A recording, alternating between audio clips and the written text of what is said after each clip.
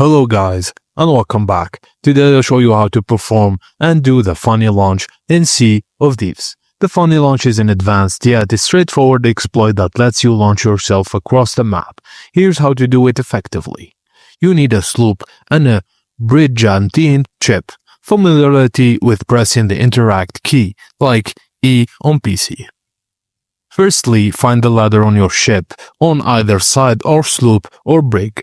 Stand at the specific spot near the ladder where the interaction prompt appears.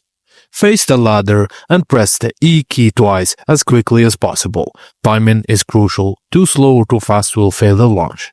If done correctly, you'll be launched high and far into the air, traveling up to 2 or more grid squares on the map. Just practice the timing and find the sweet spot. Also perfect for boarding. Use a launch strategically to board fleeing ships to gain a surprise advantage in flight. Thank you for watching, and please don't forget to like and subscribe for more.